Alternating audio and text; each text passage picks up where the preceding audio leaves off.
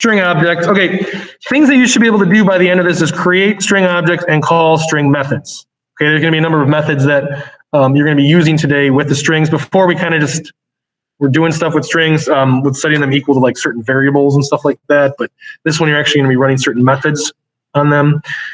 So the essential knowledge, again, this is the stuff that you have to know for this year for the class. String objects can be created by using string literals, which is what you've been doing before, or by calling the string class constructor, which we have not done. But calling the string class constructor is similar to calling any constructor. So that shouldn't be that big of a deal.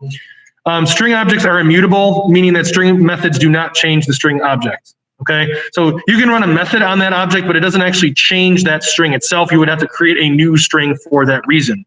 And the activity kind of goes over why that is. It is very important to, not just change objects all of a sudden, because it could affect other code. So that's why they're immutable, meaning they don't change. You would have to create a new object to be able to do that. Next, it says string objects can be concatenated using the plus or the plus equals operator, resulting in a new string object. Okay, concatenation just means say you took my name, Mr. and Ozarka, and you put them together to be Mr. Ozarka. So you have one string of Mr., one string of Ozarka, and you put them together, and then you have Mr. Ozarka. That's what concatenating means. And you can add that. So Mr. plus Ozarka is equal to Mr. Ozarka. That's all that means. It's not like math where 1 plus 1 is 2. You're just like if you put together a string that's 1 and another string that's 1, and you put it together, you concatenated it, it would be 11 because it's a 1 and a 1. So if you want to kind of think of it that way, rather than adding the two values together. Primitive values can be concatenated with a string object. This causes implicit conversion to the string objects. So if you did Mr. Ozarka plus 1, it would just say Mr. Ozarka 1. Okay, so you can add other objects like an int to it, and it would just say Mr. Ozarka 1 as one word. And then escape sequences, they have the forward slash, that's not backslash, it's forward slash with a, it doesn't matter. It's a slash like that, it's above the enter button, and it has a special meaning in Java. So if you ever want to have quotes in a string, you would have to do the escape character with a quote.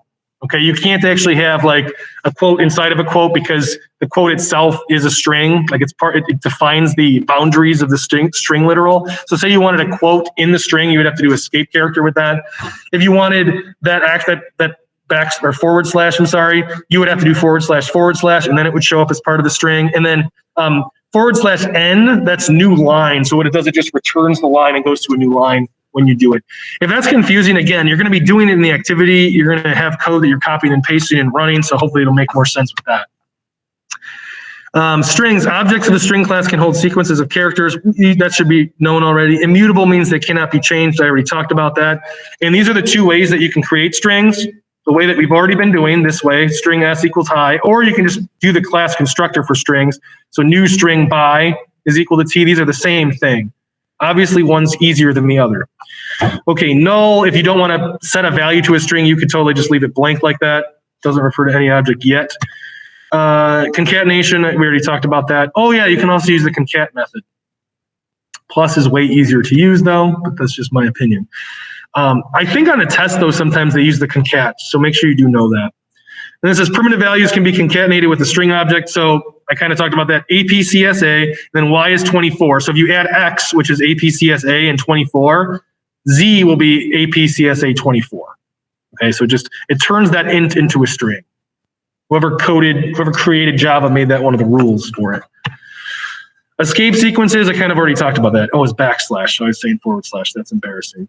Has special meaning. So if you want a quote in the string, you just have to include that. If you want the backslash, if you want a new line, that's what that does.